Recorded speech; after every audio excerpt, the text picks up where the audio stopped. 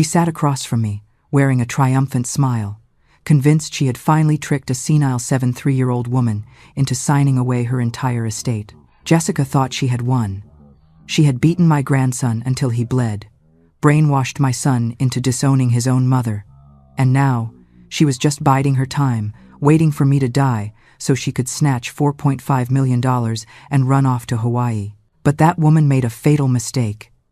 It is the same mistake nearly every criminal I've ever put away has made: arrogance. She saw nothing but a frail, old grandmother. She forgot to do a background check on who I actually was before I retired. She didn't realize that the trembling woman sitting before her was Captain Margaret Sterling, a woman who spent 40 years running major crimes, staring down the coldest killers imaginable. She thinks I'm the prey, but she has no idea. I am the hunter, and the trap to put her behind bars for good is about to snap shut. If you're listening from anywhere in the world, please leave a comment and subscribe, because there are truths that need to be spread, even if they might shake your faith. There are stories that, no matter how painful, must be told. But before I tell you how the trap snapped shut, you need to understand the silence that came before it. For 5 years, my house was a tomb of memories. 5 years of setting a place at the Christmas table for a son who never came. 5 years of staring at the phone, praying it would ring, only to realize that the person I taught to walk, the boy I nursed through fevers and heartbreaks, had chosen to erase me. The pain of a child's rejection isn't sharp like a knife. It's dull and heavy, like carrying a stone in your chest that gets heavier with every sunrise. I didn't fight back then. I absorbed the pain, thinking I deserved it, wondering where I had failed as a mother. I was just an old woman waiting to die, convinced that my legacy was nothing but dust. It was 2:47 inches the morning when my phone broke the silence of my house. At that hour, no call ever brings good news. I reached out in the darkness, fumbling on the nightstand until I found my cell. The screen lit up my face with that cold glare that snaps you back to reality. It was Mason, my grandson, the only one who still called me Grandma without anyone forcing him. "Mason, my child, what happened?" My voice came out raspy from sleep, but my heart was already pounding as if it knew something was terribly wrong. What I heard on the other end made my blood run cold. "Grandma," his voice trembled, broken by sobbing. "I'm at the police station, Jessica." She hit me with a candlestick. My eyebrow is bleeding. But she's saying I attacked her, that I pushed her down the stairs. My dad believes her, Grandma. He doesn't believe me." I felt the air leave my lungs. I sat up in bed, barefoot on the cold floor. Mason's words bounced around my head like stray bullets. Jessica, my son's wife, the woman who in 5 years had achieved what I thought impossible, turning Robert into a stranger. "Calm down, my boy. Which station are you at?" "The one in downtown Santa Monica." "Grandma, I'm scared. There's an officer saying if a responsible adult doesn't come, they're going to transfer me to juvenile hall." "Don't say another word," I interrupted him, already standing up, looking for my clothes with trembling hands. "I'm on my way. Don't talk to anyone until I get there. Do you understand me?" "Yes, Grandma." He hung up, and I stood there in the middle of my bedroom, holding the phone as if it were the only real thing in that moment. My reflection in the closet mirror stared back at me, a 73-year-old woman with messy gray hair and deep bags under her eyes. But I didn't see a scared old lady. I saw Captain Margaret Sterling, the same woman who had worked in major crimes for 40 years, the same one who had interrogated criminals, solved impossible cases, and faced situations that would make anyone shake. Many assume that retirement makes us obsolete, but they couldn't be more wrong. The instinct to protect one's family is a weapon that never rusts. And for the first time in 10 years since my retirement, I felt that woman waking up again. I got dressed in less than 5 minutes. Black slacks, a gray sweater, my comfortable boots. I grabbed my purse and, almost by instinct, opened the drawer of my dresser. There was my expired police badge. I tucked it into the back pocket of my pants. My arthritis flared slightly in the cold night air, a sharp reminder of my age. But I pushed the pain aside. Adrenaline was a powerful painkiller. I didn't know if it would do any good, but something told me I was going to need it tonight. When I went out to the street, the city was immersed in that thick silence that only exists in the early hours. I hailed a cab on the main avenue. The driver, a man of about 50, looked at me through the rearview mirror. "Where to, ma'am?" "Santa Monica Police Station." "And step on it, please. It's an emergency." He nodded and accelerated. I stared out the window without really seeing anything. I only thought of Mason, of his broken voice, of the words he had said to me. Asterisk, my dad doesn't believe me. Asterisk Robert, my son, the boy I had raised alone after his father abandoned us when he was barely 3 years old. The man to whom I gave everything. Education, values, unconditional love. The same man who, 5 years ago, had stopped visiting me, stopped calling me, who had erased me from his life as if I had never existed. And all because of her, because of Jessica. He met her at a casino where she worked as a dealer. He had just become a widower, devastated by the death of his first wife, Mason's mother. Jessica appeared like a saving angel, young, beautiful, attentive, too perfect. I saw it from the beginning. I saw the way she looked at him not with love, but with calculation, like someone evaluating an investment. But Robert was blind. He needed to fill that void left by his wife's death. And Jessica knew exactly how to fill it. Little by little, she began to sow doubts in his head. Asterisk, your mother is very controlling, babe. She never lets you make your own decisions. She's always judging you. Asterisk. At first, Robert defended me, but drops of poison, falling one after another, eventually poison even the purest water. The visits became spaced out, the calls became shorter, birthdays were forgotten, Christmases came with invented excuses, until one day he simply stopped reaching out. The only one who kept coming was Mason. On the weekends he had to stay with his father. He found a way to escape for a few hours to visit me. He brought me drawings from school, told me his problems, hugged me as if in those arms he found the refuge he no longer had in his own home. And I, like the fool I was, thought that eventually things would improve, that Robert would react, that time would bring him back to his senses. How wrong I was. The cab stopped in front of the police station, a gray 2-story building with the lights on. I paid the driver and got out. My legs were trembling, not from fear, but from contained rage. I walked through the main doors. The desk sergeant, a young guy of about 25, looked up from his desk. "Good evening. How can I help you?" "I'm here for Mason Sterling, my grandson. He called me half an hour ago." The officer checked a sheet in front of him. "Ah, yes. The domestic assault case. You are his grandmother, Margaret Sterling." Something changed in his face when he heard my name. He went slightly pale. He looked at me more closely, as if trying to remember something. "Sterling? Like Captain Sterling?" I pulled my expired badge from my pocket and placed it on the desk. The officer took it, looked at it, and his expression changed completely. He stood up immediately. "Good Lord, Captain, I'm so sorry. I didn't know you were the boy's family."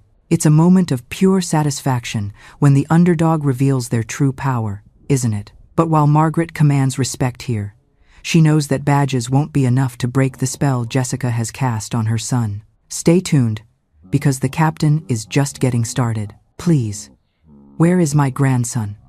My voice came out firm, unwavering. The voice I had used hundreds of times to interrogate, to order, to make people understand I wasn't playing games. "In the waiting room with his parents and, well, the complainant. Detective James is in charge of the case." James. That name made me pause for a second. James had been one of my subordinates years ago. A good officer, fair, intelligent. Take me to him. The officer nodded and guided me down a hallway I knew like the back of my hand. I had walked those same floors hundreds of times during my career. Every corner, every door, every crack in the wall brought back memories of a life I thought I had left behind. But that night I understood something. You never stop being who you were. You only pretend to have forgotten. We arrived at the waiting room. And there, in that cold space illuminated by fluorescent lights, I saw the scene that would change everything. Mason was sitting on a plastic chair with his right eyebrow clumsily bandaged with gauze. His eyes were red from crying so much. When he saw me, he jumped up. "Grandma!" He ran towards me and hugged my waist like when he was a child. I felt his body trembling against mine. I stroked his hair and whispered, "I'm here, my boy. I'm here," but my gaze had already found the other two characters in that scene. Robert was standing by the wall, But he wasn't the man I raised. His eyes, my eyes, looked at me with a coldness that froze my soul. It wasn't just anger, it was total indifference. Seeing my own flesh and blood look at me as if I were a nuisance to be dealt with broke something inside me that I didn't think could break any further. I know you want to blame Robert, perhaps you even despise him for his blindness right now. But I ask for your patience. Manipulation is a slow-acting poison. It twists the mind until a victim believes their own flesh and blood is the enemy. My son isn't the villain here, he's a puppet, and my mission is to sever the strings controlling him. I wanted to scream, to shake him, to ask him where my sweet boy had gone, but I swallowed the lump in my throat. My heart was bleeding, but my face remained stone. I couldn't afford to be a mother in that moment. I had to be a survivor. She was wearing a wine-colored satin robe, as if she had been dragged out of bed by force. She had a bruise on her left arm that looked fresh. Her brown hair fell in perfect waves over her shoulders. She looked at me with those big, teary eyes, as if saying, asterisk, look what your grandson did to me, asterisk. But I knew that look. I had seen it on dozens of criminals who tried to deceive me during my career. The look of someone who knows how to act, who knows how to manipulate. Margaret, Robert said with a dry voice, without moving from his spot. You didn't have to come. Those 5 words hurt me more than any physical blow. I didn't have time to respond, because at that moment, an office door opened, and a man of about 50 came out in an impeccable uniform and a serious expression, Captain James. When he saw me, he stopped dead. Captain Sterling. Hello, James, I said calmly. It's been a while, he approached, clearly surprised. I didn't know you were involved in this case. If I had known, now you know, I interrupted him, and I need you to explain exactly what is happening here, because something told me that what I had heard over the phone was just the tip of the iceberg, and I was about to discover how deep the abyss was into which my family had fallen. James took me to his office. Mason came with me, clinging to my hand as if he feared I might disappear. Robert and Jessica stayed in the waiting room. I could feel my son's gaze stuck to my back, but I didn't turn around. I wasn't going to give him that satisfaction. James's office was small but tidy. A metal desk, 2 chairs in front of it, a filing cabinet in the corner, and a crucifix on the wall. Not much had changed since my time. Even the smell of stale coffee and paper was the same. Sit down, please, James said, closing the door behind us. I sat in one of the chairs and Mason settled beside me. He kept his gaze down, hands clasped in his lap. James sat on the other side of the desk and opened a file. He sighed before speaking. Captain, the situation is complicated. Explain the facts to me, I said bluntly. Her version first. James nodded and consulted his notes.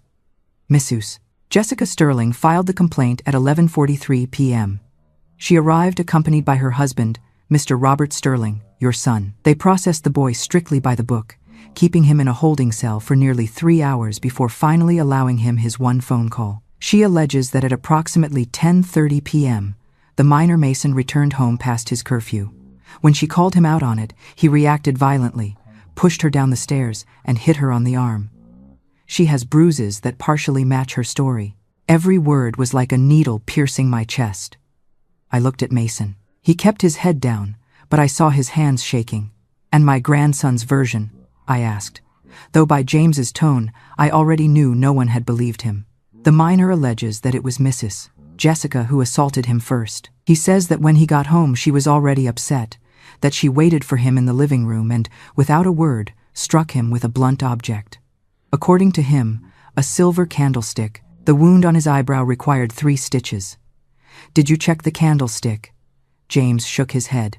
Uncomfortable, Mrs. Jessica says no such object exists, that the boy invented that story to justify his aggression. And here comes the problem, Captain. The security cameras in the house were broken that night. Just that night. I leaned back in the chair, processing the information. It wasn't a coincidence. None of this was how convenient, right? I murmured. There is no such thing as a convenient coincidence in a case like this, is there? Broken cameras are the classic signature of a predator covering their tracks, and Margaret sees right through it. Jessica thinks she's painted the perfect crime scene, but she just gave a veteran detective the first thread to pull that could unravel everything. James looked at me with that expression I knew well, that of someone who knows something doesn't add up, but lacks sufficient evidence to act. The cameras had been down for 3 days, according to the husband. They were going to call the technician this week, and the cameras of the neighbors on the street.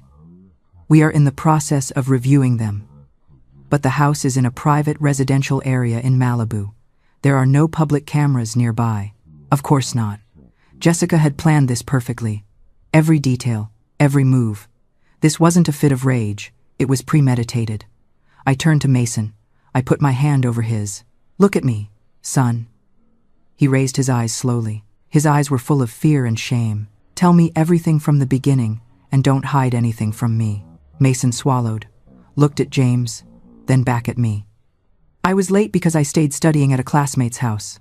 I have a math exam on Monday. I arrived at 10:15. Not that late, but when I opened the door, Jessica was there in the living room with the lights off. Only the kitchen light was on." His voice began to break, but he continued. "She said to me, 'You're late, you insolent brat.' I told her I had messaged my dad. She laughed and showed me my dad's phone. She had it. My dad was asleep. Then she told me, 'Your father doesn't care about you. No one cares about you. You're a hindrance in this house.'" Tears began to roll down his cheeks. "I just wanted to go up to my room, Grandma. I swear." But she grabbed my arm and pulled me. I tried to pull away, and then she took the candlestick from the table and hit me here. He pointed to his bandaged eyebrow. I felt everything spinning. I fell to the floor, and while I was there bleeding, she gave herself the bruises by hitting herself against the wall. I saw her. Grandma, I saw her do it. Your father, where was he? Asleep in his room. She had given him some chamomile tea because he said he was stressed. When he heard the noise and came down, everything was already staged. Jessica was crying, saying I had attacked her. My dad didn't even ask me. He just screamed that I was a disgrace and called the police. I closed my eyes for a moment, took a deep breath. The rage I felt was like a contained fire in my chest. And the candlestick? She hid it before my dad came down. I don't know where she put it. I opened my eyes and looked directly at James. "James, you knew my work for decades. You were a rookie when I was already running the division. Did you ever see me let an innocent person pay for something they didn't do?" "Never, Captain. My grandson is telling the truth, and I'm going to prove it." James rubbed his face with both hands. "Margaret, legally my hands are tied. It's a minor's word against 2 adults. The father supports the wife's version. I have no physical evidence contradicting their story. The only thing I can do is let him go under your temporary custody while it is investigated, but I need you to sign as responsible. Do it. I'll take charge." James took out some papers and began to fill them out. Meanwhile, I watched Mason. That boy had grown so much in the last year. He was already 16, almost a man. But in that moment, curled up in that chair with a broken eyebrow and swollen eyes, he was the 1-year-old boy crying in my arms when his mother died. "How long has this been happening, Mason?" I asked quietly. He lowered his gaze again. "What, Grandma?" "Don't ask me that question. You know what I mean." There was a long silence. I could hear the ticking of the clock on the wall. Finally, Mason spoke so softly I barely heard him. "Since 6 months ago, it started with insults. Then she started breaking my things, my game console, my notebooks, a soccer trophy you gave me. She said they were accidents. My dad believed her. Then she started hitting me slaps, shoves. Once she locked me in the basement all afternoon because I said I wanted to come see you. My heart broke into 1,000 pieces. Why didn't you tell me before? Because I was afraid that if I told you, my dad would get even madder at you. I thought if I held on a little longer, things would get better. But today was different. I saw something in her eyes. Grandma, I realized she wants me to disappear." James finished filling out the papers and passed them to me. I signed them without reading, trusting him. Then he stood up. "I'm going to call your son to also sign for the release of the minor. Wait here." He left the office. Mason and I were left alone. I hugged him, this time tighter. I felt his body relax against mine, as if for the first time in hours he could breathe easy. "Forgive me, my boy. Forgive me for not realizing sooner. It's not your fault, Grandma. It's my dad who didn't want to see. He was right, but that didn't make it hurt any less." The door opened. Robert entered alone. He didn't even look at me. He approached the desk, took the pen James held out, and signed the papers with brusque movements, as if every second inside there hurt him. "It's done," he said dryly. "Can I go?" "Robert," I said, standing up. "We need to talk." "I have nothing to talk about with you," he replied without turning around. "You made your choice. You chose to believe him instead of my wife." "Your wife? And your son what? When did you stop caring about your own son?" Finally, he looked at me, and what I saw in his eyes froze my blood. There was no love. There was no guilt. There was only nothing, a void I didn't recognize. "My son attacked my wife. The evidence is there. Jessica has the bruises. He has a history of bad behavior at school." "What history?" Mason exploded. "Lie. I've never had problems at school. You were suspended last week for fighting with a classmate. Because that classmate was bothering a girl, he was harassing her, and I defended her. The principal congratulated me after talking to the witnesses." Robert didn't answer. He simply turned around and left the office, closing the door with a dry slam. I stood there, feeling every piece of hope I had of recovering my son crumble. James put a hand on my shoulder. "I'm sorry, Margaret." "Don't be sorry," I replied, wiping a tear that had escaped without permission. He made his decision. Now I'm going to make mine. I took Mason by the hand. "Let's go home." We left the precinct into the cold early morning. Jessica and Robert were already gone. In the empty street, under the orange light of the street lamps, I stopped for a moment. Mason looked at me. "What are we going to do, Grandma?" I looked him in the eyes, those eyes that looked so much like his mother's. "Good, noble, incapable of lying. We are going to prove the truth, my boy. And we are going to make her pay for every tear she made you shed. Because Jessica made a mistake tonight. A mistake that will cost her everything. She messed with my grandson. And nobody, absolutely nobody, hurts my family without me doing something about it." Captain Margaret Sterling was back. And this time, there was no retirement to stop me. What secrets was Jessica hiding? Why so much hatred towards an innocent boy? The truth was darker than I imagined. We arrived at my home when the sun was just beginning to peek between the buildings. Mason walked silently beside me, dragging his feet from fatigue and pain. I lived in a modest apartment in Santa Monica, a third-floor walk-up I had bought with my life savings.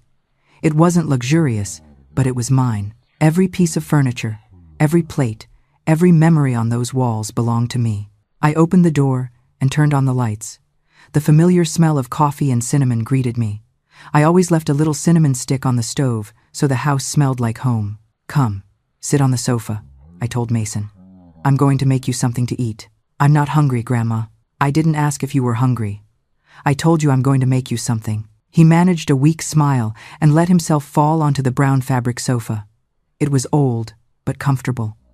I had bought it at a flea market 15 years ago, and it still held up. I went to the kitchen and heated milk. I made 2 cups of hot cocoa, just as my mother taught me when I was a girl. I cut a piece of pound cake I had bought the day before at the bakery on Main Street, 2 blocks from here. I returned to the living room with everything on a tray. Mason took the cup in his hands and took a sip. He closed his eyes, savoring it. For a moment, he seemed to forget everything that had happened. "Thanks, Grandma.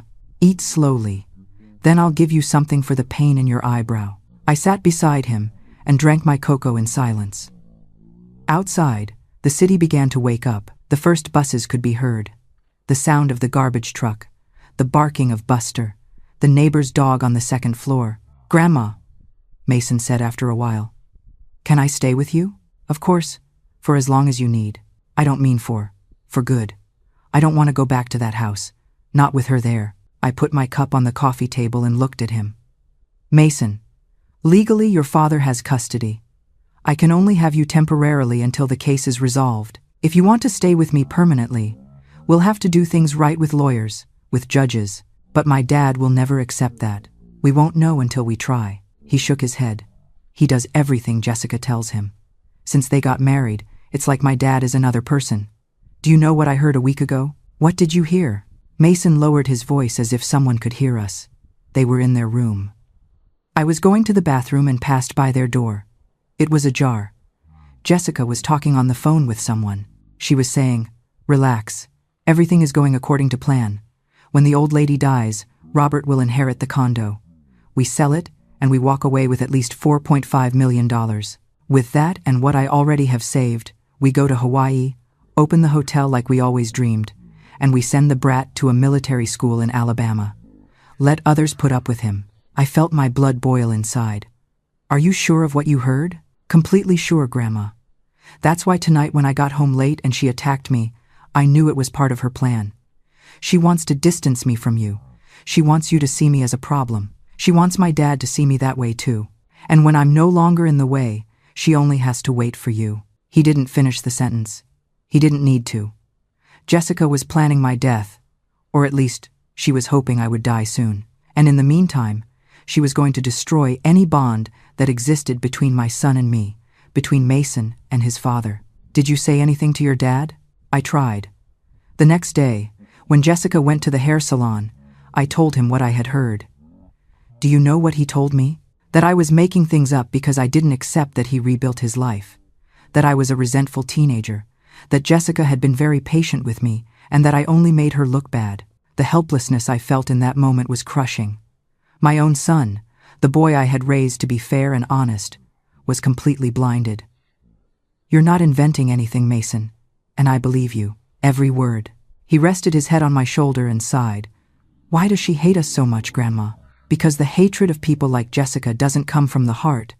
It comes from ambition. To her, you and I are obstacles, things standing between her and what she wants. And what does she want? Money, power, an easy life without working for it. It sends a chill down your spine to realize that to some people, human lives are just obstacles standing in the way of a payday. Jessica believes she's playing the long game against a helpless grandmother, but she has no idea that she just woke up a sleeping tiger. Now that the motive is clear, the real hunt begins. I sat thinking in silence. I began to connect the dots. When Robert met Jessica, she told him she came from a wealthy family in Miami, that she had studied in private schools, that she worked as a dealer in the casino because she liked the excitement, not out of necessity. But we never met her family. No relative ever came to the wedding. When I asked Robert about it, he told me Jessica was estranged from her parents due to personal problems. How convenient, Mason. I need you to do me a favor. Whatever it is, Grandma, take out your phone. Show me the photos of the bruises you said you had from before. He took his cell phone out of his pocket, unlocked the screen, and opened his gallery. He showed me a hidden folder in his files. There were at least 20 bruises on his arms, on his back, on his legs, all recent, all dated. Why didn't you ever show me this? Because I was afraid that if I did something, my dad would blame you. Jessica always says that you turn me against them. Send me all those photos now. Mason obeyed. My phone began to vibrate as the images arrived.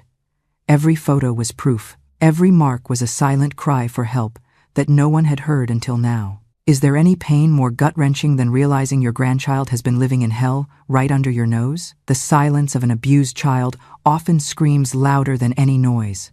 The question is, are we, the adults, truly listening? Now I need you to sleep a little, I told him. You have a swollen eyebrow and you need to rest. Use my room. I'll stay here on the sofa. But Grandma, no buts. Go to sleep.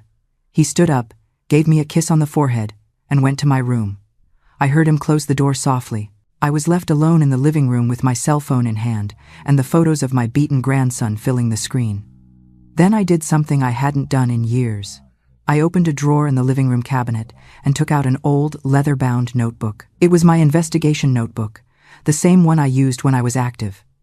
Inside were phone numbers, contacts, notes from old cases.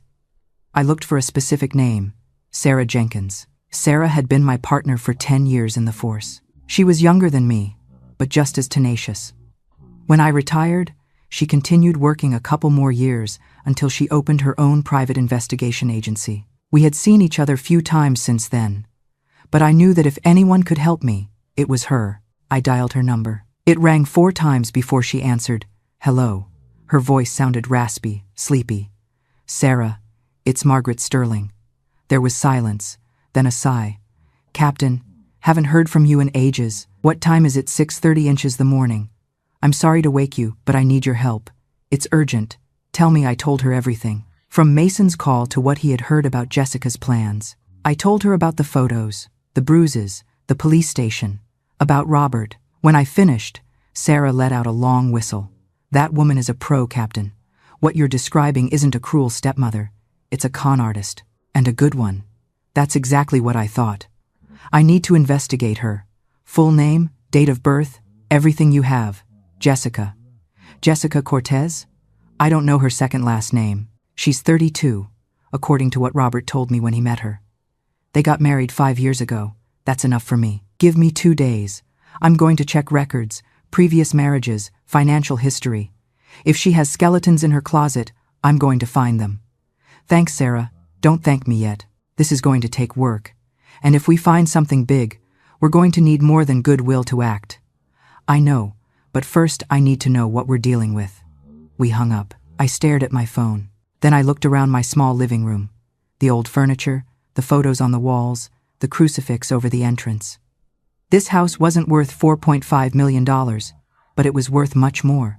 It was worth every drop of sweat I had spilled working double shifts to buy it. It was worth every sacrifice, every sleepless night, every moment of solitude. And Jessica thought she could simply take it from me. She thought she could manipulate my son, torture my grandson, and wait for my death like someone waiting for a check. I stood up and walked to the window. Outside, the sky was dyed orange and pink. A new day was beginning, and with it, my battle. Because Jessica didn't know something. She didn't know that I wasn't a helpless old lady waiting for death. I was Margaret Sterling, former captain of major crimes, a woman who had faced drug traffickers, murderers, and criminals of all kinds, and none of them had managed to beat me. Jessica had just declared war, and I was going to ensure she lost it. The investigation was just beginning, and what I discovered about Jessica made me realize that my grandson and I were not her first victims. 2 days later, Sarah appeared at my door at 9 inches the morning. She carried a thick folder under her arm and an expression I knew very well, that of someone who has just uncovered something rotten. Captain, you need to sit down before I show you this. I made coffee while Mason was in the shower. He had spent those 2 days with me recovering. The swelling on his eyebrow had gone down, but the scar would remain forever, a permanent mark of Jessica's cruelty. We sat at the dining table. Sarah opened the folder and began to take out documents, photographs, screenshots. Jessica Cortez, she began, but that's not her real name. She was born as Jessica Stone in Las Vegas, Nevada, 34 years old, not 32, like she told your son. First lie confirmed. She never studied in private schools. She finished high school in a public school, and there is no record of her stepping into any university. She worked as a waitress, promoter, and eventually as a dealer in various casinos across the country. Sarah put a photo on the table. It was Jessica, but younger, maybe 23 or 24. She was with an older man of about 60 at what looked like a wedding, her first marriage. She married Charles Foster at 24, owner of a hardware store chain in Phoenix, widower, 2 adult children. The marriage lasted 2 years. Charles died of a heart attack. Jessica inherited property valued at $2.8 million. The children tried to contest the will, but couldn't. Everything was legal. The children, what happened to them? One lives in Europe. The other, the younger daughter, filed a complaint against Jessica for threats, but withdrew it a week later. When I tracked her down by phone and asked her about it, she hung up on me. I called her back and she said textually, "That woman is dangerous. I don't want to know anything about her or her cursed money." I felt a shiver run down my back. Sarah put another photo down, another wedding, Jessica with another older man, second marriage. Frank Miller, textile businessman in Seattle, 58 years old. Widower too. They got married when Jessica was 27. The marriage lasted barely a year and a half. Frank suffered a fall in his house that left him in a coma. He died 3 weeks later. Jessica sold the house and the business. Estimated pocket, $3.2 million. Did anyone investigate the fall? Yes, but they found nothing suspicious. Jessica said Frank had been drinking that night and slipped on the stairs. There were no witnesses. The security cameras in the house were broken. I looked up sharply. Broken, just like in your son's house now, Captain. Same pattern. My heart beat so fast I could hear it in my ears. There's more. Sarah nodded and took out a third set of documents. Third marriage. Henry Baker, retired civil engineer in San Diego, 62 years old, widower. They got married when Jessica was 30. This marriage ended differently. Henry didn't die, but his son, Tyler Baker, 26 years old, disappeared 6 months after the wedding. Disappeared literally. He left his house one night and never returned. He left a text message to his father saying he needed time to think, that he was going abroad. Nothing has been heard of him in 4 years. Henry tried to look for him, but eventually gave up. He fell into severe depression and signed documents giving Jessica legal power over his finances. She put him in a nursing home and sold all his properties. Estimated profit, $4 million. I put my hands to my face. This was worse than I had imagined. That boy, Tyler, do you think? I don't know what happened to him, Captain, but the pattern is clear. Jessica looks for older, widowed men with children, marries them, and one way or another those children end up out of the way, dead, disappeared, or intimidated. Then she keeps the money. This chills you to the bone, realizing that this isn't just a toxic stepmother, but a calculated predator who has perfected her craft. Now that we know the stakes are life and death, you have to wonder, can Margaret outsmart a killer who has already gotten away with it 3 times? And now she's with my son. Robert fits the profile perfectly. Young widower, with a teenage son and a mother who has a property in her name. She can't touch you directly while you're alive, but she can make your son inherit and then manipulate him to sell. That's why she wants to distance Mason, I said, understanding everything. Because Mason is an obstacle. He is the legitimate heir if something happened to Robert, and he is smart enough to see her as she is. Exactly. And that's why she's making him look like a delinquent. If she manages to get him sent to juvenile detention or have his father legally disown him, the path is clear. Sarah took out another document. There's more. Jessica has an accomplice. His name is Timothy Green, a lawyer. He appeared in the 3 previous marriages. He handles the legal part, wills, powers of attorney, property sales. He splits the profits with Jessica. 50-50. Do you have proof of that? Suspicious bank transfers, always after every inheritance. Large amounts divided between accounts in the Cayman Islands. Not definitive proof for a judge, but enough to start a formal investigation. I heard the bathroom door open. Mason came out with wet hair and the clean clothes I had lent him. When he saw Sarah, he stopped. Good morning, Mason. I'm Sarah, a friend of your grandma's. He nodded and approached shyly. He saw the documents on the table. That's about Jessica. I looked at Sarah. She nodded slightly. I decided Mason deserved to know the truth. Sit down, son. I told him everything. Every marriage, every suspicious death, every disappearance. I saw his face pale with every word. When I finished, his hands were shaking. So, she killed those people. We don't know for sure, said Sarah. But the pattern is too consistent to be a coincidence. And I'm next, whispered Mason. She wants me to disappear like Tyler. That's not going to happen, I said firmly, taking his hand. Because now we know who she is, and we are going to stop her. How? Mason asked. My dad won't believe us. He thinks you just want to separate them. I don't need your father to believe me. I need proof. Proof that neither he nor any judge can ignore. Sarah leaned back in her chair. Captain, what are you thinking? I'm thinking that Jessica is smart, but not as smart as she thinks. She made a mistake attacking Mason that night. She got confident. She thought her word and the fake bruises would be enough, but she left loose ends. Like what? The candlestick. Mason says she hid it. It has to be somewhere in that house with Jessica's fingerprints and probably Mason's blood. That is physical evidence, but we can't go in to look for it without a warrant. I smiled slightly. No, but Mason can. Legally, that house is also his home. He has a right to be there and retrieve his things. Mason looked at me with wide eyes. You want me to go back? Only for a couple of hours with an excuse. You say you need your clothes, your school supplies, and while you're there, you look for the candlestick, but you're not going alone. What do you mean, not alone? I took out my phone and looked for something in an app. Then I showed the screen to Sarah. Spy cameras, button-sized. They can be sewn into clothes. They transmit video in real time to a cell phone. Sarah smiled. Captain, you haven't lost your touch. I never lost it. It was just asleep. We spent the rest of the morning planning every detail. Sarah would get the spy cameras. I would call Robert to ask him to let Mason pick up his things, and while Mason was inside, we would be outside recording every second. But there was a risk.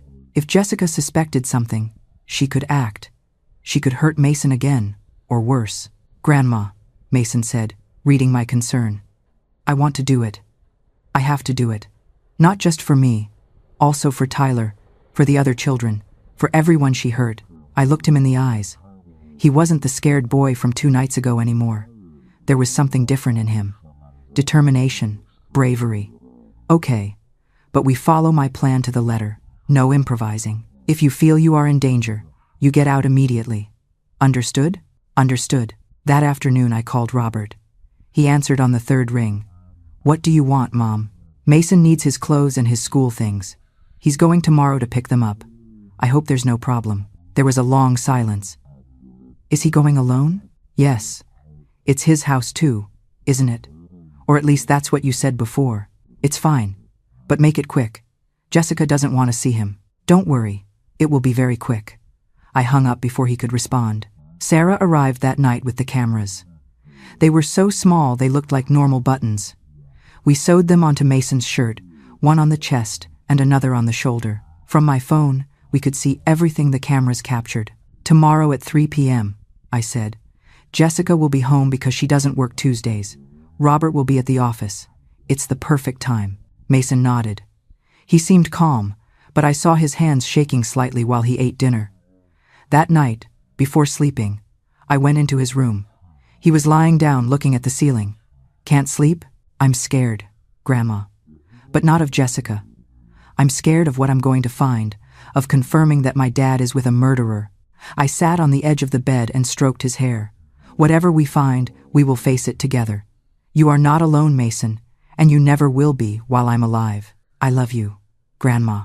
I love you too, my boy. More than words can say." He closed his eyes and eventually fell asleep. I stayed there a while longer, watching him breathe peacefully. I thought of all the dangers he would face the next day, of all the things that could go wrong, but I also thought of something else. Jessica had underestimated this family. She had underestimated a brave boy who refused to be another victim, and she had underestimated a grandmother who had hunted criminals all her life. Tomorrow the snake would show its fangs, but we already had the antidote. The next day, Mason entered that house with the cameras rolling. What we recorded that afternoon froze our blood and gave us the weapon we needed to destroy Jessica. It was 2:45 p.m. Mason was standing in front of the mirror in my living room, checking his shirt. The buttons with the hidden cameras were invisible to the naked eye. I checked for the 10th time that the transmission worked correctly on my phone. Audio clear, video clear. "Are you ready, Mason?" I said. He took a deep breath. "Ready." Sarah was outside in her car, half a block from Robert's house. We would be backup. If something went wrong, we would go in immediately. "Remember," I told him, putting my hands on his shoulders. "You go in, say hello normally, go to your room, pack your clothes. Meanwhile, observe. If you see the candlestick or any other evidence, record it, but don't touch it. We don't want her accusing you of stealing anything. Understood? And if she gets aggressive, get out immediately." I gave him a tight hug. He smelled of soap and fear, but also bravery. "Let's go," said Sarah from the door. "It's time." We went down to Sarah's car. I sat in the back seat with my phone in my hands, the screen showing what Mason's cameras saw. Sarah drove in silence, her knuckles white on the steering wheel. We arrived in the Malibu Hills. Robert's house was large, 2 stories, with a front garden and electric gate. He had bought it with the life insurance money from his first wife, a house that should have been full of happy memories, but was now a prison. Mason got out of the car. We watched him walk toward the front door. On my phone, the image moved with every step he took. He rang the doorbell. The door opened, and there was Jessica. She was wearing black yoga pants and a fitted pink top. Her hair was pulled back in a ponytail. Without makeup, she looked younger, but also more calculating. Her eyes scanned Mason up and down, like a predator evaluating its prey. "You're here," she said with a flat voice. "I thought you'd chicken out." "I'm here for my things. My dad said I could." "Your dad says a lot of things. Come in, but make it quick. I don't have all day." Mason entered. The camera captured everything. The elegantly decorated living room, The marble floor, the paintings on the walls, everything impeccable, everything perfect. A facade. "Go to your room. You have 30 minutes, ordered Jessica, closing the door behind him. Mason went up the stairs. The camera recorded every detail. He reached his room and opened the door. My heart broke seeing what the cameras showed. The room was trashed, Mason's clothes thrown on the floor, his posters ripped from the walls, his desk overturned, books scattered, his bed stripped of sheets as if a hurricane had passed through there. "My God," whispered Sarah, watching the screen from the rearview mirror. I heard Mason's trembling voice through the audio. "What happened to my room?" Jessica's voice came from downstairs, shouting, "Pack your mess like the pig you are. That's why your room looks like that." Mason began to pick up his clothes and put them in a backpack. His hands were shaking. The camera captured him stopping in front of a torn photo on the floor. It was a photo of him with his mother taken a year before she died. The frame was smashed to pieces. The photo had a shoe print on it. I watched Mason pick it up carefully, wipe off the dust, and put it in his backpack. "Breathe, son," I whispered, though I knew he couldn't hear me.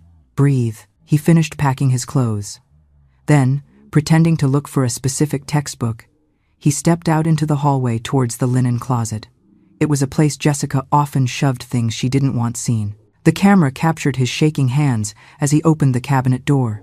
He moved a pile of towels, and that was when I saw it. On my phone screen, wrapped hastily in a hand towel but with the silver base sticking out, was something shiny. "There," I whispered to the screen. Mason carefully pulled back the towel. A silver candlestick, heavy, antique, with dark dried stains on the base. Blood. Finding the smoking gun is a massive victory, but they are still in the lion's den. One wrong move from Mason now could ruin the entire operation, and what Jessica does next will make your blood boil. "Don't look away." "He found it," said Sarah. "That's it," Jessica's voice interrupted from the stairs. "Are you done?" "You've been up there 15 minutes. Almost," replied Mason, his voice surprisingly calm. Quickly, with trembling hands, he took out his personal phone and took several photos of the candlestick. Then he left it exactly where it was and closed the drawer. "Well done," I murmured. Mason left his room with the backpack on his shoulder. He began to go down the stairs. Jessica was waiting for him at the bottom with her arms crossed. "Is that everything?" "Yes." "Perfect. Then you can leave and don't come back. This is my house too." Jessica let out a cold laugh.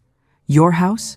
This house belongs to your father and I am his wife. You are just an accident he had to put up with all these years." "My mom wasn't an accident."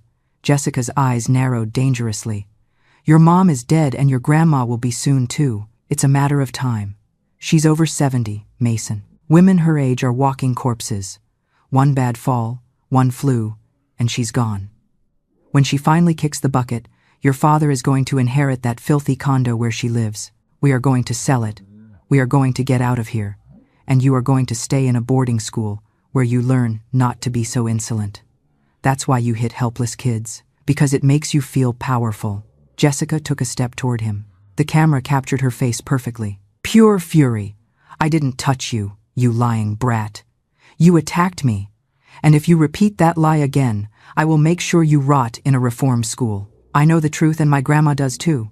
Your grandma is nobody. She's a washed-up old woman who doesn't know when to give up, but she'll learn. Everyone learns eventually." At that moment we heard another voice, a voice that made my world stop. "What are you talking about?" Robert had just entered through the front door. He was wearing his office suit, tie loose. He looked tired, old. "Nothing like the son I remembered," babe, said Jessica, changing her tone immediately to a sweet and worried one. "You're home early." Mason was just leaving. Robert looked at his son, then at Jessica. Something in his expression told me he had heard more than she thought. What was that about a boarding school? I was just explaining to him that if he keeps behaving badly, we'll have to take measures. Jessica replied quickly.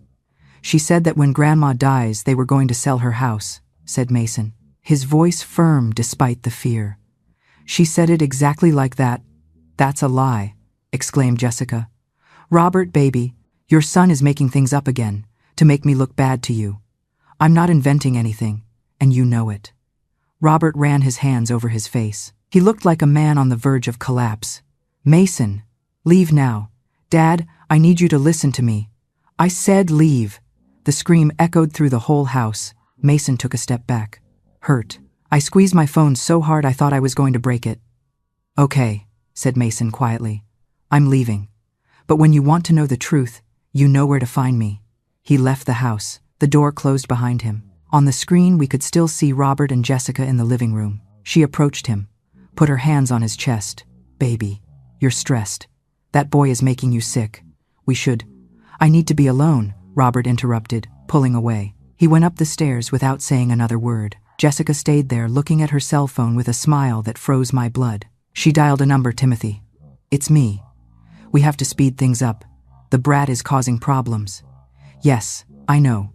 Give me 1 more week, and everything will be ready. The old lady won't know what hit her. She hung up, and in that moment I knew we didn't have much time. Mason reached the car, got in the back with me. His eyes were full of tears he refused to shed. I'm sorry, Grandma. Don't apologize, I said, hugging him. You did perfect. We got what we needed. Sarah started the car, and we drove away from there. On my phone, I reviewed the recordings. We had everything. The candlestick, Jessica's threats, her confession about selling my house, her call with Timothy. But more importantly, I had something that devastated me. Confirmation that my son was lost. That night, after Mason fell asleep, I went out to the balcony of my apartment. The city glowed under the streetlights. It was cold, or maybe it was just my heart that felt frozen. I thought of Robert when he was a boy, how he ran to me every time I came home from work, how he hugged me and said, Mom, I missed you all day, the nights I spent awake when he had a fever, the times I defended him when other kids made fun of him for not having a father. I gave everything for that boy. Everything. And for what? For a woman to arrive and steal him from me in less than 5 years, for him to look at me as if I were his enemy. The tears I had held back for days finally came out. I cried in silence, so Mason wouldn't hear me.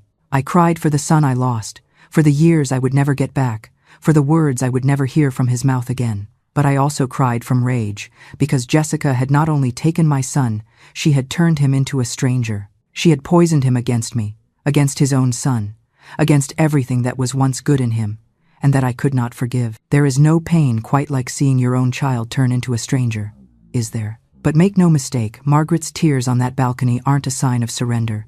They are the fuel for a fire that is about to burn Jessica's world to the ground. The grieving mother is gone.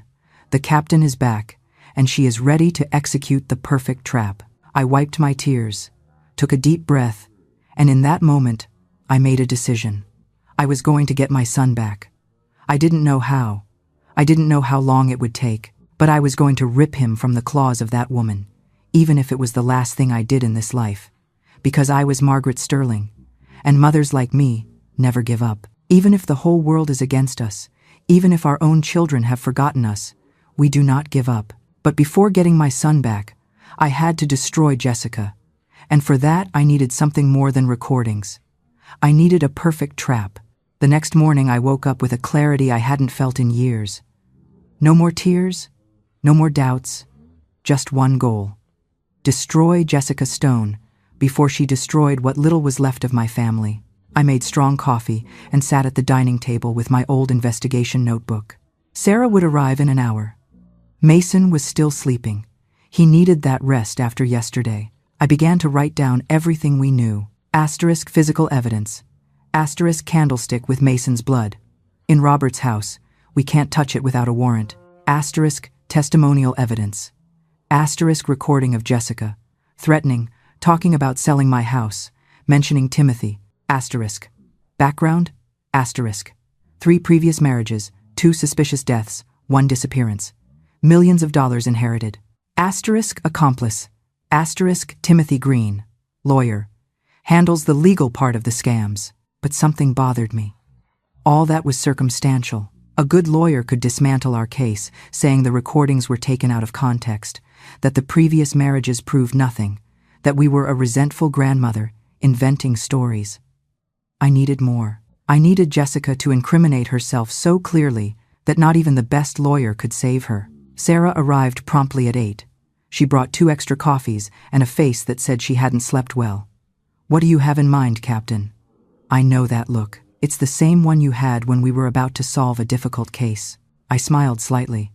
We are going to set a trap for Jessica, but for that I need her to believe I am vulnerable, that I am defeated. How are you going to do something that goes against every instinct you have? I'm going to give her exactly what she wants.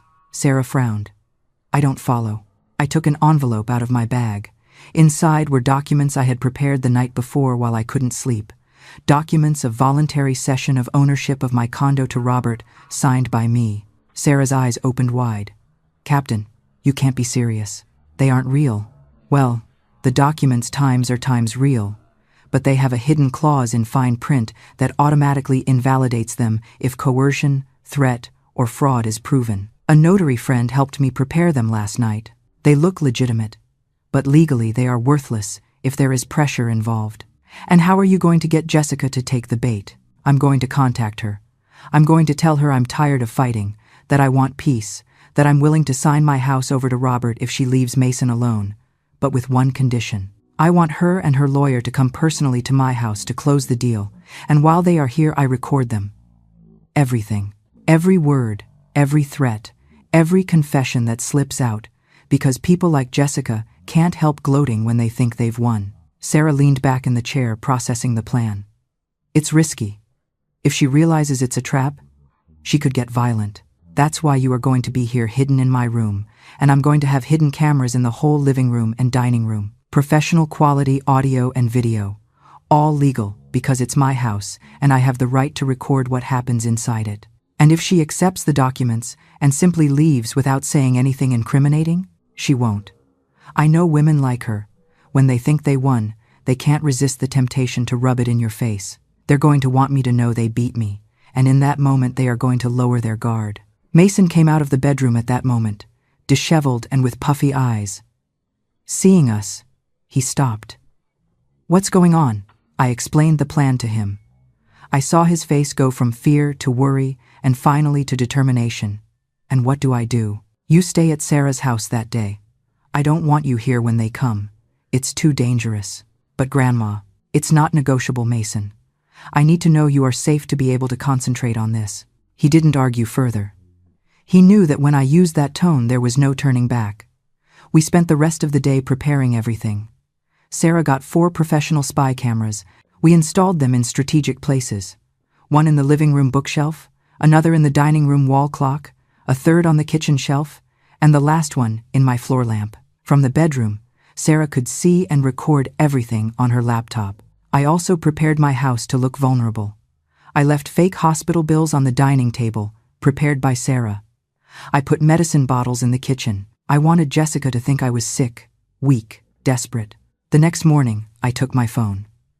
My hands shook slightly as I dialed Robert's number. He answered on the 4th ring. What do you want now, Mom? I need to talk to Jessica. It's important. Silence. Then the sound of footsteps. Robert passed the phone to his wife. Margaret. Jessica's voice sounded cautious, almost amused. What a surprise. We need to talk about the house, about Mason, about everything. We have nothing to talk about. Please. I let my voice sound tired, defeated. I'm tired of fighting. I just want my grandson to be safe and my son to be happy. If that means giving in, then that's what I'll do. There was a long silence. I could imagine Jessica smiling on the other end. Giving in. In what sense exactly? The house. I know eventually Robert will inherit it, but I've been sick lately. My heart isn't good. The doctors say that at 73, my heart just can't keep up anymore. It could be a matter of months. I don't want to die, knowing I left a legal problem for my son. How considerate of you. The sarcasm in her voice was evident. I'm willing to sign documents ceding the property to Robert's name now, but with one condition. That you leave Mason alone. That you drop the charges. That you allow him to live with me for whatever life I have left. Another silence. I could hear voices in the background. Jessica was consulting with someone. Probably Timothy. When do you want to do this? Tomorrow, 3 p.m., at my house. Bring your lawyer if you want. I want everything to be legal and definitive. Why the sudden change of heart, Margaret? Because I'm tired. Because I don't have the strength to fight anymore. And because at the end of the day my son chose, and he didn't choose me. Those last words hurt to say, because they were true. Tomorrow at 3, then, said Jessica. And I hope you aren't playing with me, old woman, because if you are, I assure you, you'll regret it. I'm not playing. I just want peace." She hung up. I stared at the phone with my heart beating furiously. Sarah put a hand on my shoulder. "You did very well, Captain. You sounded convincing." "It's because part of that is true," I admitted. "I am tired, and Robert did choose her over me, but we aren't going to let her win. No. We're going to ensure she loses everything." We spent the rest of the day reviewing every detail of the plan. Where I would sit, where would they sit, what questions to ask to get them talking, how to provoke them subtly so they felt sure of themselves. That night, before sleeping, I entered Mason's room. He was lying down, looking at the ceiling. "Nervous, Grandma?" "A little. But more than nervous, I'm angry. And that anger is what's going to give me strength tomorrow. And if something goes wrong, nothing is going to go wrong. Trust me." He sat up in bed and hugged me. "I always trust you, Grandma. You're the strongest person I know, and you are the reason I keep fighting." The next day, Sarah came early. We checked the cameras one last time. Everything worked perfectly. At 1 p.m. we took Mason to Sarah's house. Her husband, a quiet and reliable man, stayed with him. "Don't leave the house for any reason," I told Mason. "And keep your phone on. Be careful, Grandma. Always." Sarah and I returned to my apartment. She set up in my bedroom with her laptop, headphones, and a professional recorder. I stayed in the living room waiting. At 2:55, the doorbell rang. I took a deep breath. I stood up. I smoothed my gray blouse and dark skirt. I had chosen clothes that made me look older, more fragile. I opened the door. There was Jessica in a beige office dress and high heels. By her side, a man of about 50, impeccable suit, briefcase in hand. Timothy Green, no doubt. And behind them, with an uncomfortable expression, was Robert. "Come in," I said with a soft voice. "I was expecting you." Jessica entered first, looking at my house with barely disguised contempt. Timothy followed her, evaluating everything with lawyer eyes. Robert entered last without looking me in the eyes. "Sit down, please." I pointed to the sofa and the dining chairs. Jessica sat in the main armchair, as if she were the owner of the place. Timothy next to her, Robert in a chair apart, wanting to disappear. I sat opposite them, and in that moment, with the cameras recording every second, the final game began. "Thank you for coming," I said. "I know this isn't easy for any of us." Jessica smiled. That predator smile I had seen so many times on criminals who thought they had won. "Oh, Margaret, I always knew you would eventually come to your senses." She walked right into the lion's den with a smile on her face, didn't she? Jessica is so blinded by her own greed that she can't see the steel trap waiting beneath Margaret's fragile disguise. The cameras are rolling, and the stage is set. Let's watch the hunter become the prey. And so it began. The trap was set. The poison was served. Now all that was missing was to see if the snake was arrogant enough to drink it. What Jessica and her accomplice said that afternoon, believing they had won, sealed their fate. Every word was a confession, every smile, further evidence of their guilt. Timothy Green opened his briefcase and took out a folder with documents. He placed them on the coffee table with precise, calculated movements. He was a man of measured gestures, with hair combed back and gold-rimmed glasses that probably cost more than 3 months of my rent. "Mrs. Sterling," he began with a professional voice, "I understand you wish to transfer the property located at 247 Main Street, apartment 302, to your son Robert Sterling's name. Is that correct?" "That is correct," I replied, keeping my voice tired, resigned. "Excellent. I have prepared the necessary documents. I just need you to review and sign here, here, and here." He pointed to several lines with his luxury pen. I took the papers. I pretended to read them carefully. In reality, I was observing everyone's reactions. Robert looked at the floor uncomfortably. Jessica couldn't hide the gleam of triumph in her eyes. Timothy kept his professional mask, but I saw him exchange a quick look with Jessica. "These documents," I said slowly, "indicate that I cede the property voluntarily, without receiving anything in return." "Correct," replied Timothy. "It is a donation inter vivos to your direct heir, perfectly legal." "And what about Mason?" I asked. "You dropped the charges, right?" "That was the deal." Jessica leaned forward, crossing her legs. Dear Margaret, let's be realistic. Your grandson attacked an adult woman. That is a serious crime. I can't just forget it. But you said, I didn't say anything. She interrupted me with a cold smile. You said you wanted to sign over the house. I simply accepted, coming to witness that act of maternal generosity. The poison, in her words, was evident. I looked at Robert. You think that too? You think your son deserves to be in a reform school? Robert finally raised his eyes. There was something in them. Shame, guilt.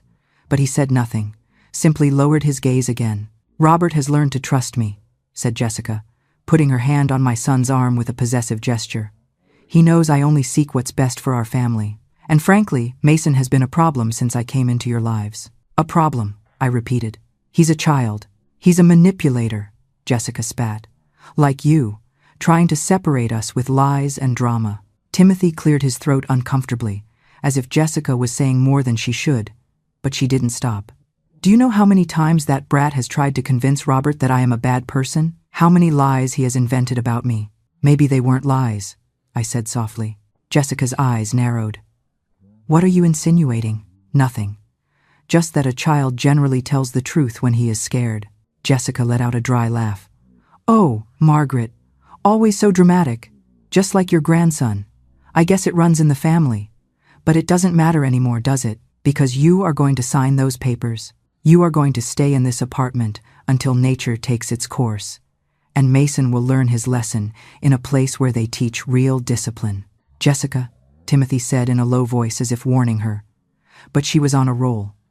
I could see how the power had gone to her head. What? She responded to Timothy. It's the truth. This old woman is finished. Look at her. Sick, alone, defeated. She should have accepted this from the beginning. It would have saved me so much work. Work? I asked, playing naive. Yes, work, responded Jessica, leaning back on the couch like a queen on her throne.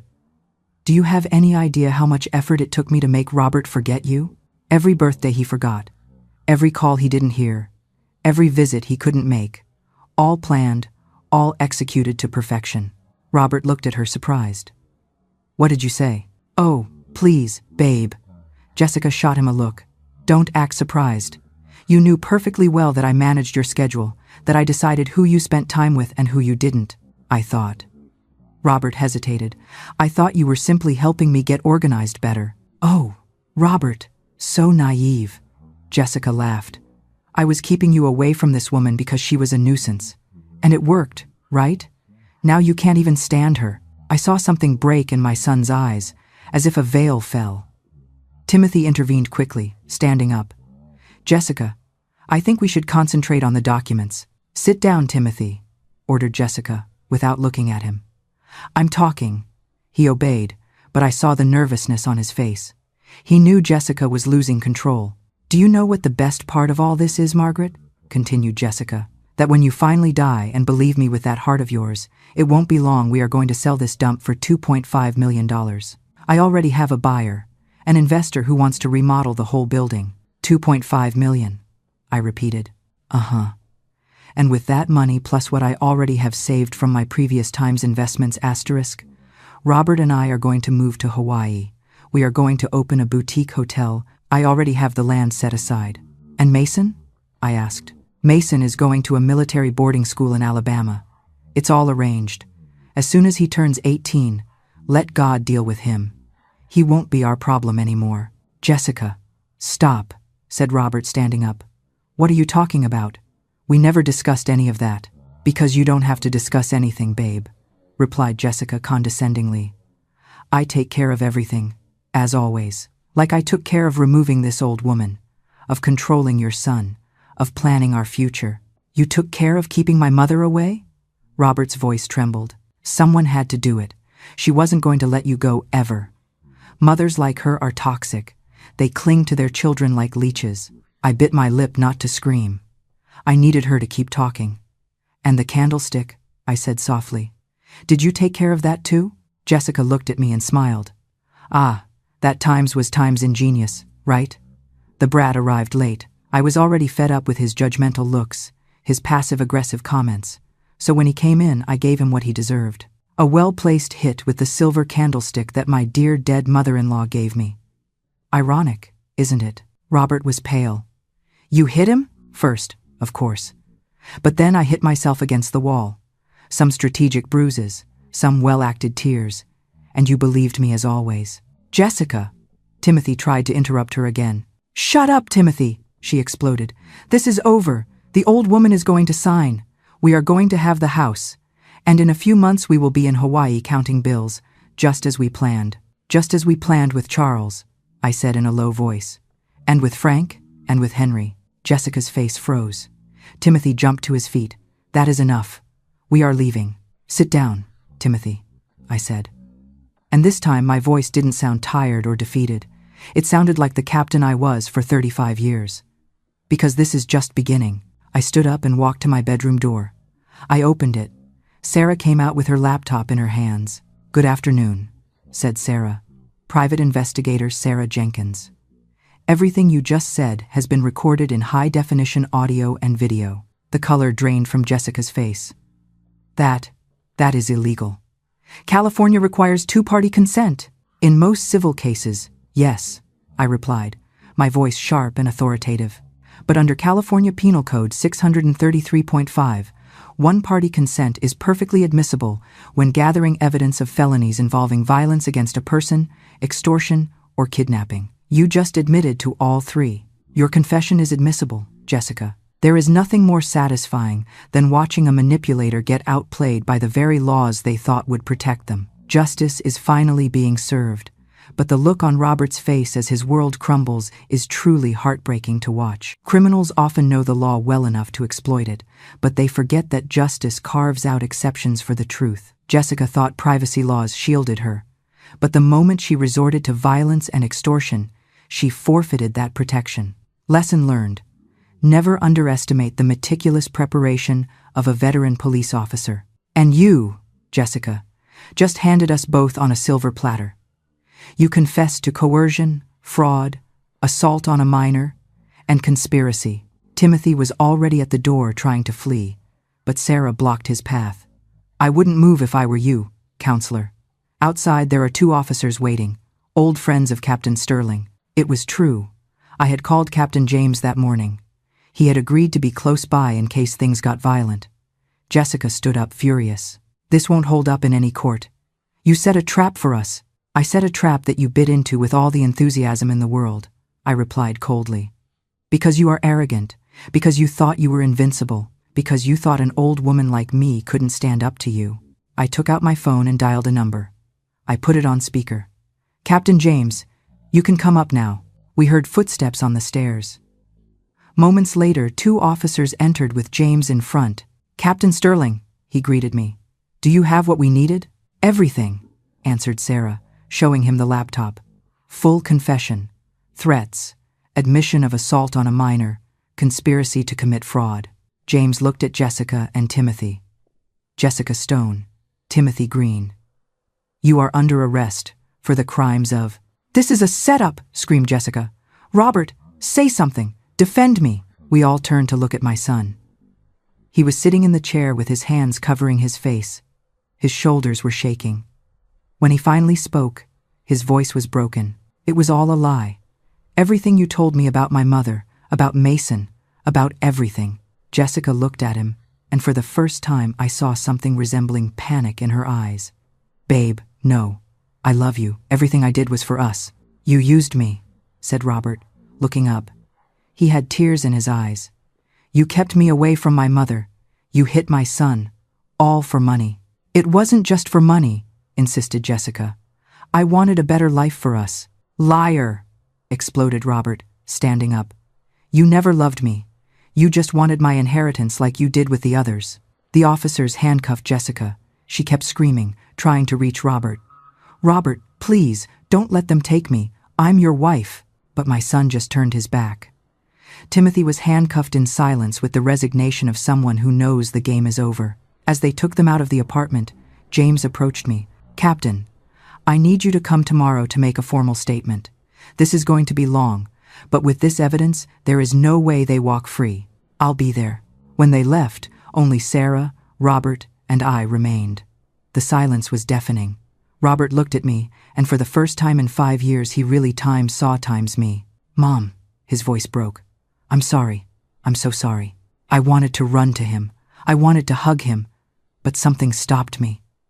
Years of pain, years of abandonment, years of tears. "No, Robert," I said softly. "Not yet. I know the instinct is to rush forward and embrace your child, but cheap forgiveness only cheapens the mistake.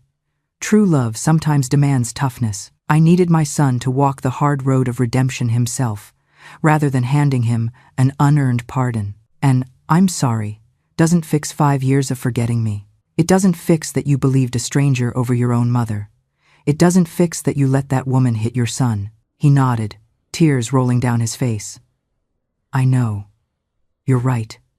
I don't deserve your forgiveness." "It's not about deserving it," I replied. "It's about earning it, and that is going to take time, a lot of time." I approached him, put my hand on his cheek. "But you are my son, and even though you forgot me, I never forgot you. So we are going to heal this together, slowly. But only if you are willing to do the real work. Whatever it takes, Mom. Whatever it takes." Sarah gathered her things discreetly and said goodbye. When she left, Robert and I stood in my living room. The same place where years ago I played with him when he was a child. The same place where we celebrated his birthdays. The same place he had stopped visiting. "Where is Mason?" asked Robert. "Safe, with Sarah and her husband. I need to see him. I need." His voice cracked. "I need to ask for his forgiveness." "You will. But first you need to understand something, Robert. Mason suffered for months, and you didn't see it. Not because you couldn't, but because you chose not to see it. I know. And I'm going to carry that guilt for the rest of my life." "Good. Because that guilt will remind you not to fail like that ever again." I looked at the man weeping before me, and part of me wanted to rush forward, to smooth his hair and say, "It's okay," just like I did when he scraped his knees as a boy.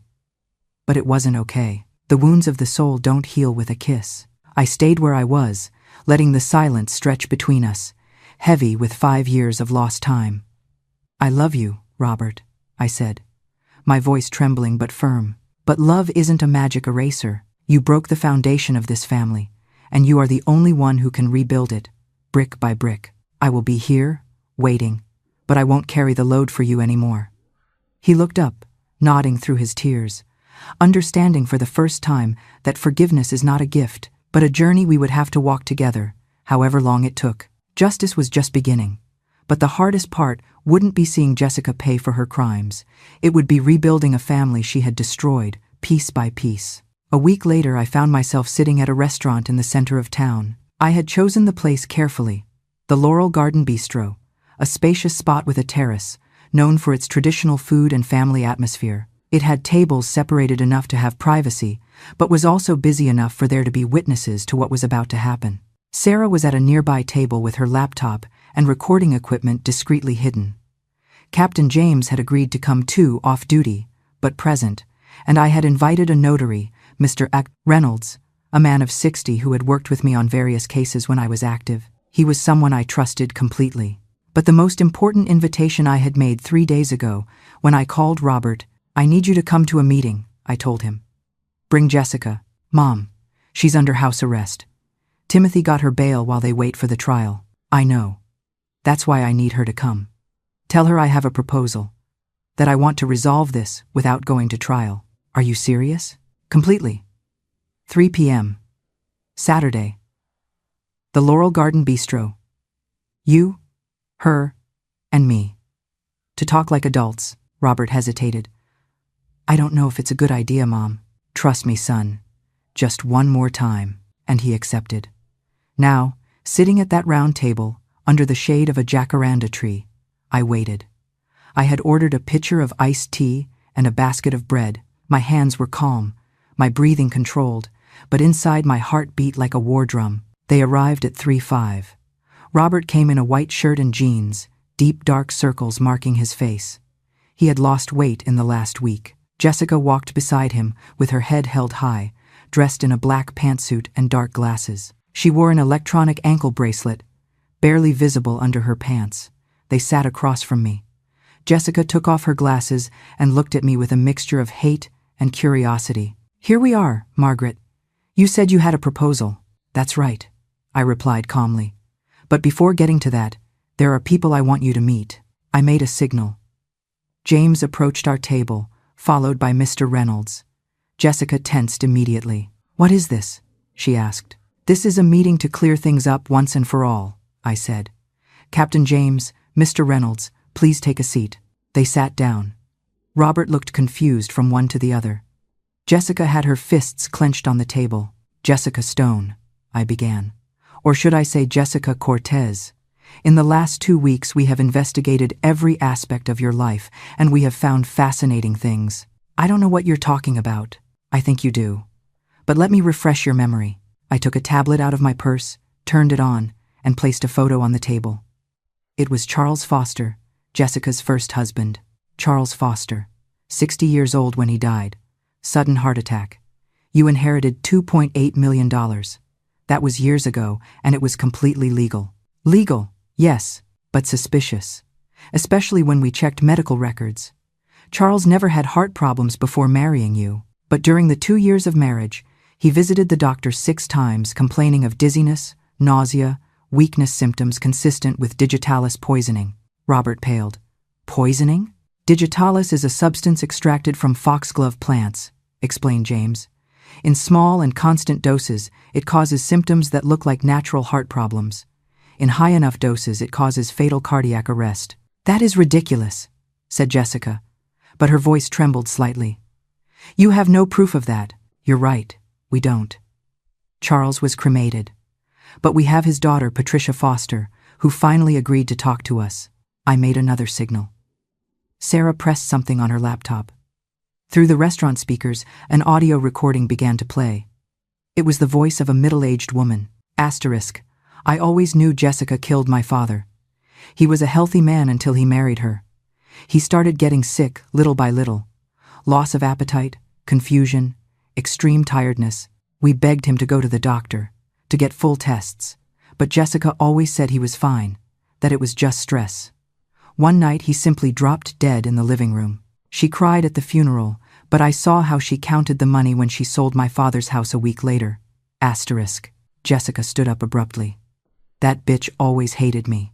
She was jealous because her father loved me times more than her." "Sit down," I said with a firm voice, "because I'm not finished yet." I changed the photo on the tablet. Now Frank Miller appeared. Frank Miller, 58 years old, fell down the stairs of his house, died 3 weeks later. $3.2 million inheritance. The security cameras were conveniently broken that night. "It was an accident," insisted Jessica. "A very convenient accident. Especially considering that Frank had updated his will a week before, leaving you everything. And especially suspicious when we talked to his personal doctor, who told us that Frank was considering divorcing you because he had discovered suspicious transfers from his bank account." Robert looked at me. "Is that true?" "Completely," answered James. "We have bank statements showing transfers of $150,000 in 3 months, from Frank's account to an account in the Cayman Islands, an account shared by Jessica and Timothy Green." Jessica was livid now. "Those are lies." "They aren't," I interrupted her. "And then there is Henry Baker and his son Tyler." I placed another photo. A young man of 26, smiling in a university graduation photo. Tyler Baker, civil engineer like his father, disappeared 6 months after you married Henry. He left a text message saying he was going abroad. He was never heard from again.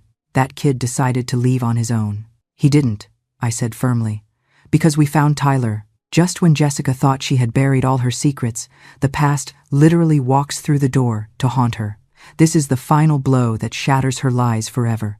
But picking up the pieces of a broken family is going to be the hardest challenge yet. The silence was absolute. Even the noise of the restaurant seemed to stop. "What?" whispered Jessica. Sarah approached with another laptop.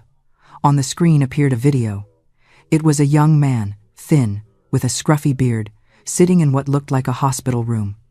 I pressed play. The young man in the video began to speak. Asterisk. "My name is Tyler Baker. I am 30 years old. 4 years ago, Jessica Stone, my father's wife, drugged me with something in my coffee. When I woke up, I was in a place I didn't recognize. A man named Timothy Green told me that if I returned to the US or contacted my father, he would ensure my father had a fatal accident. He gave me money, a fake passport, and sent me to Guatemala.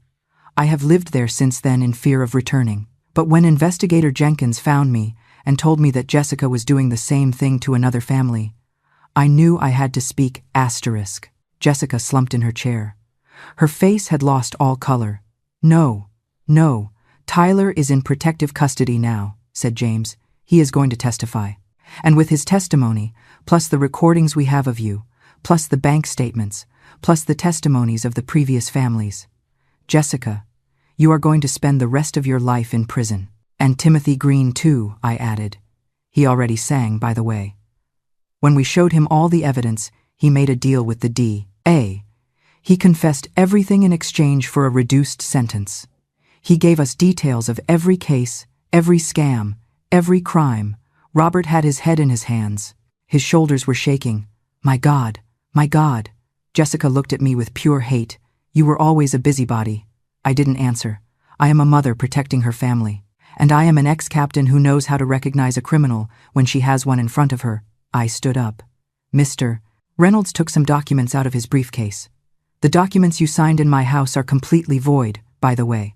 The coercion clause invalidates them automatically.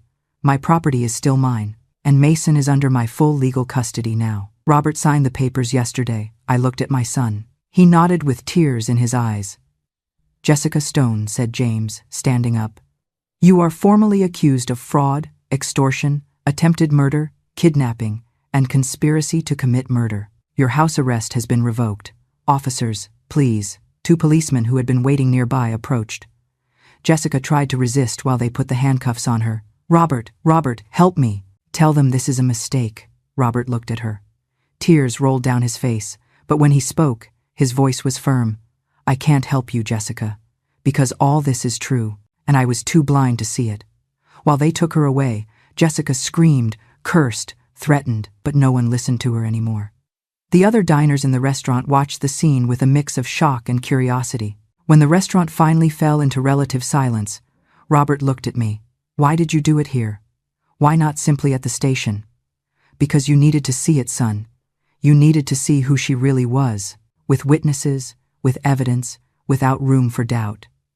You needed your last image of her not to be that of a crying victim saying you are cruel. You needed to see the true Jessica, a cornered criminal who will finally pay for her crimes. Robert nodded slowly. And now what? Now comes the hard part, I said, sitting down again, rebuilding our family, healing the wounds, making up for lost time. Do you think it's possible? I don't know, but we're going to try, because despite everything, you are still my son, and Mason deserves to have his father back. James and Mr. Reynolds said goodbye discreetly. Sarah packed her equipment and left too, not without winking a complicit eye at me. Robert and I remained alone at that table under the jacaranda tree, with a half-drunk pitcher of tea and bread no one had touched. Can I see Mason today? Asked Robert. If he wants to see you, yes. And if he doesn't want to, then you will wait and keep waiting until he is ready. Because that is what fathers do, Robert. They wait, they fight, they don't give up, like you never gave up on me, like I never gave up on you. I paid the bill and we left the restaurant together. The afternoon sun painted the sky orange and pink. The city buzzed with its usual noise horns, street vendors, music coming from some nearby shop. It was an ordinary day for everyone else, but for us, it was the first day of the rest of our lives. The first day without Jessica poisoning everything around her, the first day of possible healing, and although the road would be long and painful, at least now we could walk it together. Jessica would face justice. But the true battle was just beginning, proving to Mason that we could be a family again. And that would require something more than evidence and arrests. It would require love, patience, and time. 3 months after the arrest, I found myself sitting in the courtroom of the Superior Court. The place smelled of old wood and old papers. The polished wooden benches were full of people journalists who had followed the case, onlookers, families of Jessica's previous victims. Mason was sitting to my right in a suit we had bought especially for this occasion. To my left, Robert. In the previous weeks, father and son had begun a slow reconciliation process. It wasn't easy. There were tears, awkward silences, difficult conversations. But they were trying, and that was the only thing that mattered. Sarah was a few rows back next to James. Both had worked tirelessly to build the case against Jessica and Timothy. And today, sentencing would finally be handed down. The side door opened. 2 guards entered escorting Jessica. Nothing remained of the elegant and confident woman I had known years ago. She wore the orange prison uniform, unkempt hair tied in a messy ponytail, no makeup. She had lost weight, she had deep dark circles, but what impacted me most was her gaze. There was no arrogance anymore, only resentment and defeat. Behind her entered Timothy Green, also in a prison uniform. He kept his eyes down, as if the weight of his crimes had finally broken him. "All rise," announced the bailiff. Presiding over this hearing, the Honorable Judge Mariana Saldivar. We stood up. The judge entered, a woman of about 55 with short gray hair and an expression that revealed nothing. She sat at her bench and signaled us to do the same. "Good morning," she began. "We are here to sentence in the case of the state versus Jessica Stone, also known as Jessica Cortez and Timothy Green. The defendants have been found guilty by a jury of their peers of the following crimes: aggravated fraud, extortion, attempted murder, kidnapping, criminal association, and conspiracy to commit murder." The judge's voice resonated in the room. Every word was like a hammer blow.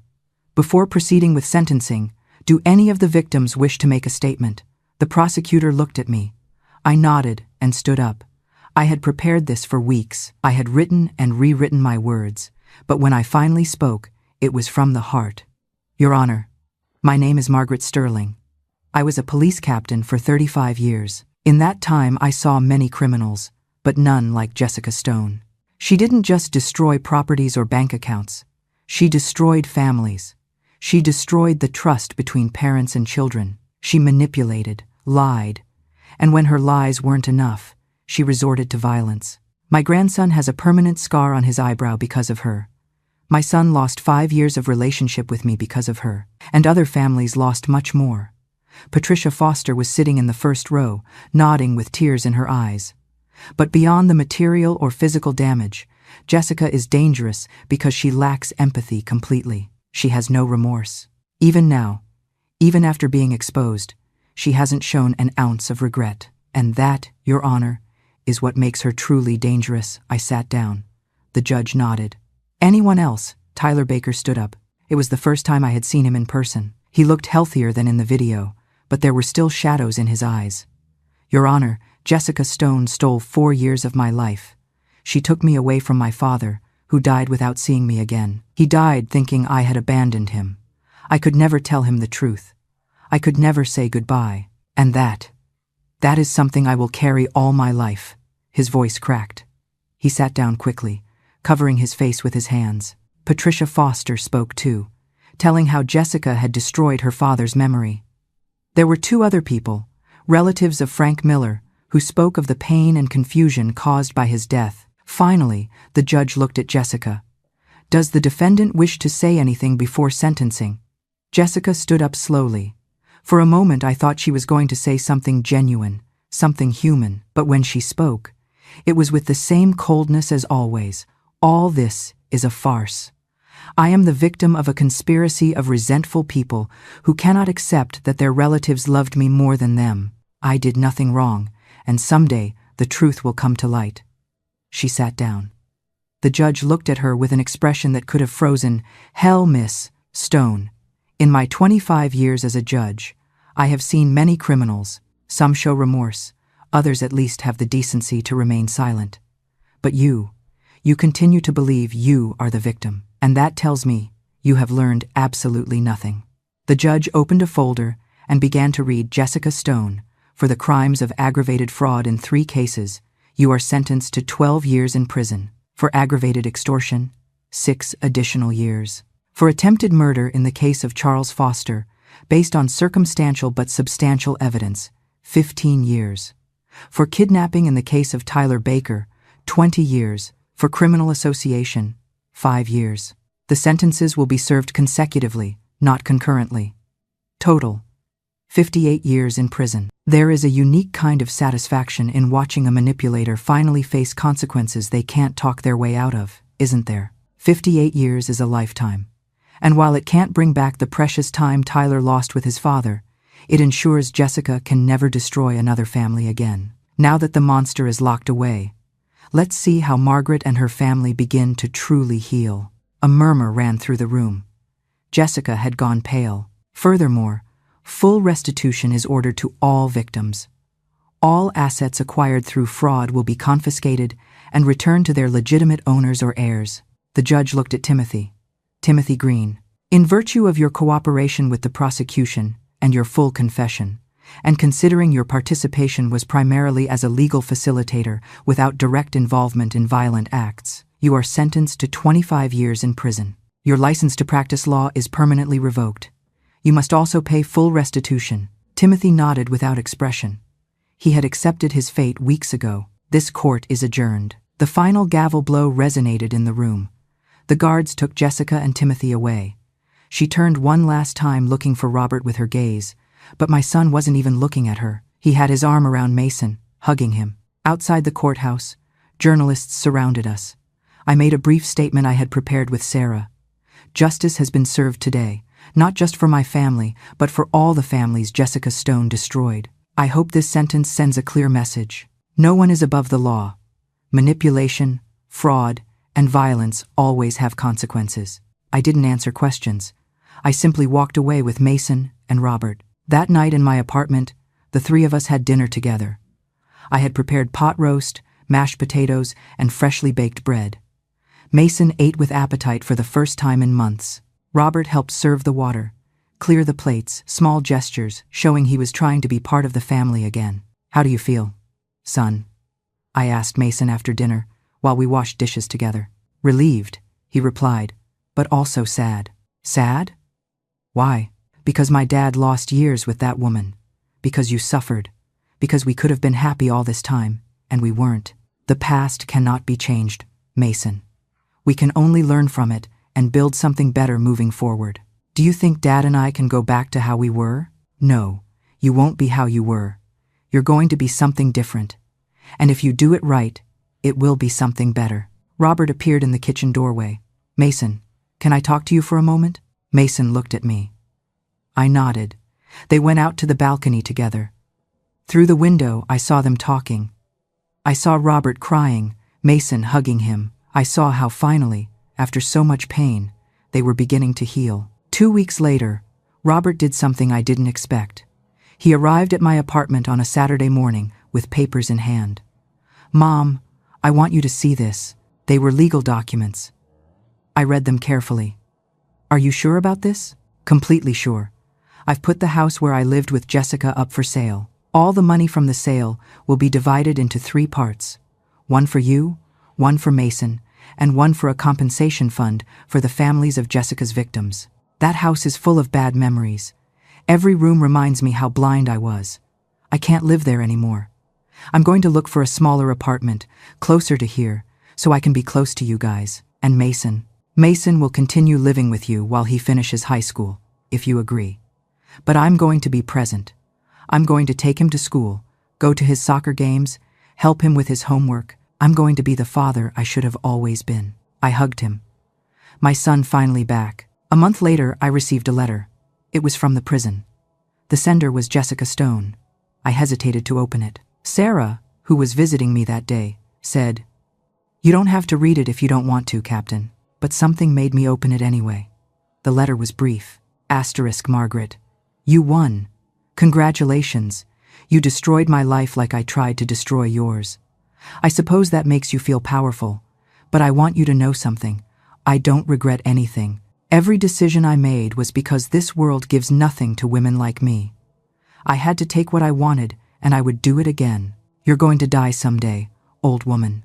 And when you do, I'll still be here remembering how I beat you for 5 years, how I kept your son away from you, how I made him doubt you. Those 5 years are mine, and no one can take them from me. Rot in hell, Jessica. Sarah read the letter over my shoulder. She's a psychopath to the end. Yes, I replied. She is. But instead of getting angry, I felt something different. Pity. Pity for a woman so broken inside that she never knew real love, who only understood the world in terms of winning and losing, taking and destroying. I tore the letter into pieces and threw it in the trash. She can keep those 5 years, I told Sarah, because I have the remainder of my life with my family, and that is something all her hatred can never touch. That night, Robert, Mason, and I had dinner together again. This time Mason brought his guitar and played songs he had learned at school. Robert and I sang out of tune, laughing at ourselves. At one moment, while Mason played a song his mother had taught him, I looked around my small living room. The old furniture, the photos on the walls, the smell of coffee and cinnamon, and I realized something. Jessica never had real power over me, because power isn't in money, nor in properties, nor in manipulating others. Power is in the love you give, in the roots you plant, in the family you build with patience and dedication. Jessica could rot in her cell clinging to those 5 years she stole from me, because I had something she would never have. A family that loved me, a grandson who respected me, a son who had finally come home, and that, without a doubt, was the true victory. But the story doesn't end with revenge or punishment. It ends with something much more powerful: forgiveness, rebuilding, and the proof that love can always heal even the deepest wounds. 6 months after the sentencing, I woke up with the sun coming through my bedroom window. It was a Saturday in May, and the city smelled of recent rain and blooming flowers. I stayed a moment in bed, listening to the sounds of my apartment. From the kitchen came the noise of dishes. Someone was preparing breakfast. I heard laughter, a deep voice, and a younger one exchanging jokes. I smiled. I got up slowly, putting on my worn robe and slippers. When I reached the kitchen, I found a scene that a year ago would have seemed impossible. Robert was at the stove making scrambled eggs. Mason was setting the table, humming a song playing on the radio. They had made coffee, set out pastries, chopped fruit. "Good morning, Grandma," said Mason, seeing me. "Happy birthday." I had completely forgotten. 74 years old, a whole lifetime. "Oh, my boys, you didn't have to do this." "Of course we did," said Robert, turning to look at me with a smile. "It's your special day." We ate breakfast together at the small dining table. Mason told me about his final math exam, which he had passed with an A. Robert talked about his new job at a smaller construction firm, where the environment was better and the hours more reasonable. "I don't want to miss any more time," said Robert, looking me in the eyes. "Money can wait, you guys can't."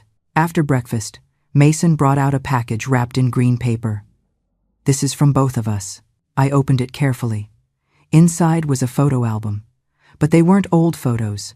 They were new photos from the last 6 months. Mason playing soccer with Robert watching from the stands. The 3 of us at the Santa Monica Pier eating ice cream. A photo of Robert and me holding hands in front of the Griffith Observatory. Mason hugging me after his junior year graduation.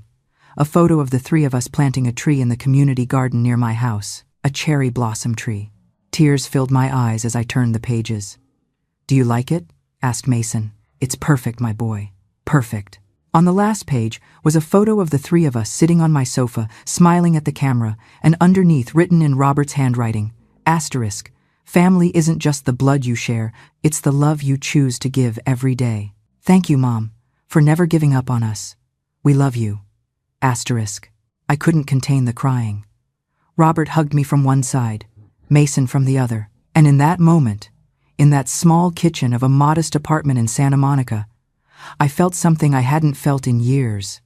Complete peace.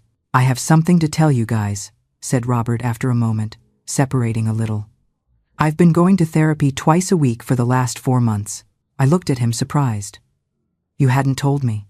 "I wanted to be sure it was working before telling you.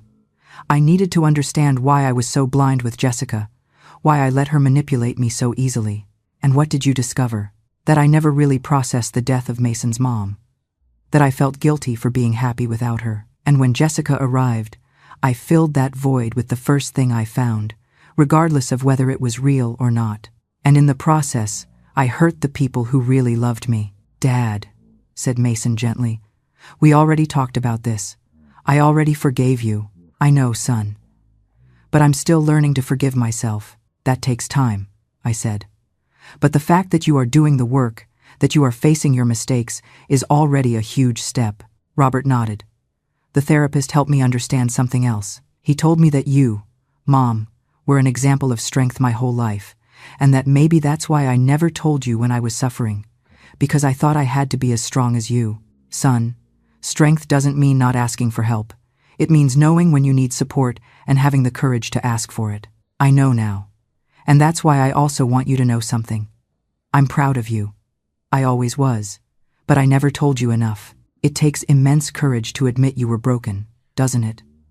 Robert isn't just offering empty apologies here. He's doing the hard work to rebuild the foundation he destroyed. It's a touching reminder that it's never too late to start over, and seeing this family finally whole again is the victory that matters most. Those simple words hit me deeper than anything. I am also proud of you, Robert. Of the man you are today.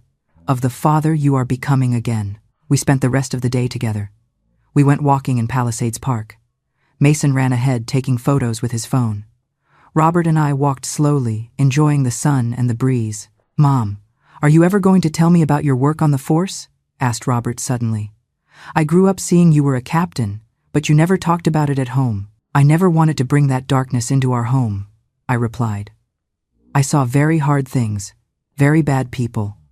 And when I got home, I just wanted to be your mom, not Captain Sterling. But that part of you is also important. It's also part of what makes you times you asterisk." We sat on a bench under an old tree. "What do you want to know? What was the hardest case you solved?" I thought for a moment. "There was one. An 8-year-old girl disappeared from her school. Everyone thought she was dead, but I kept looking. For 3 weeks, I practically didn't sleep. I checked cameras, interrogated hundreds of people, followed every lead, no matter how small. And finally we found her alive, scared, but alive. She was hidden in the basement of a neighbor's house, and the neighbor is serving life in prison. But that girl, she grew up, studied medicine. She is a pediatrician now. She sends me a card every Christmas. She says I saved her life, but in reality she gave meaning to mine. That's why you were so tenacious with Jessica," said Robert. "Because you know how to investigate, how not to give up." "Yes, but also because it was my family. And for my family I will always fight." Mason came back running, agitated. "Grandma, Dad, there's a music festival over there. Can we go?"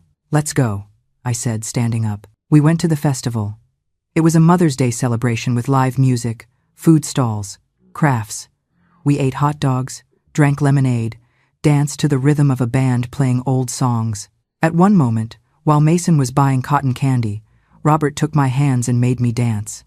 I laughed like I hadn't laughed in years. People around watched us and smiled. "This," said Robert, spinning me clumsily. "This is what we should have always done. Laugh together, enjoy together. It's never too late to start, son." When we returned home at dusk, we were tired but happy. Mason went to his room to do homework. Robert and I stayed in the living room drinking chamomile tea. "Mom, there is something else I want to tell you." "Tell me." "I'm thinking of starting to date someone. A co-worker. Her name is Helen. She's an architect. She has a 1-2-year-old daughter." My first instinct was to tense up, but I breathed deep. "What is she like?" "Kind. Genuine. Divorced 3 years ago. She has no interest in my money because she makes more than me." He smiled. "And most importantly, when I told her about what happened with Jessica, about my mistakes, she didn't run. She listened to me and told me that we all deserve a second chance if we are willing to do the work. She sounds like a smart woman." "She is. And I would like you to meet her. But only if you are ready. I'm not going to pressure you." "Does Mason know her?" "Not yet. I wanted to talk about it first with you, because after what happened, I need to do things right. I need us all to be on the same page." I put my hand over his. "Son, you deserve to be happy. You deserve love. Just take your time. Know her well, and when you are sure, when you know it's real, then introduce us." "Thanks, Mom. But Robert, one thing, yes? If ever, in any future relationship, you feel that someone is distancing you from your family, from Mason, from me, promise me you are going to put a stop to it immediately. I promise. Never again will I allow someone to separate me from you guys." That night, before sleeping, I went out to the balcony. The city sparkled under the night lights. I could hear the hum of traffic, the voices of neighbors.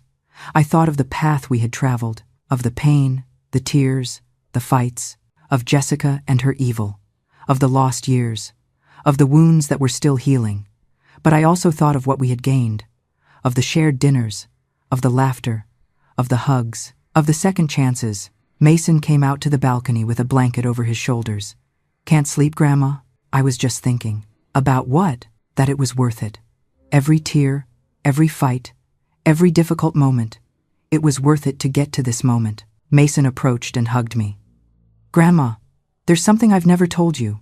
When I was at the worst with Jessica, when I felt that no one believed me, I clung to a thought that times would never abandon me, that no matter what, you would always be on my side. And I always will be, my boy, until my last breath. That's why I want to be like you when I grow up.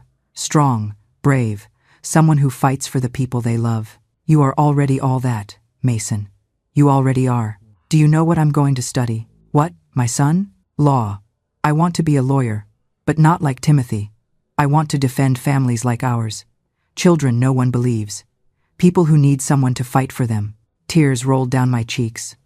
"Your mom would be so proud of you. And you make me feel proud too, Grandma, because you taught me that giving up is never an option." We stood there, hugged under the stars on that small balcony of a modest apartment in Santa Monica. In that moment, watching Robert smile from the living room and Mason safe by my side, I realized the war was truly over. Jessica was serving her 58 years, left to rot with nothing but her bitterness and greed.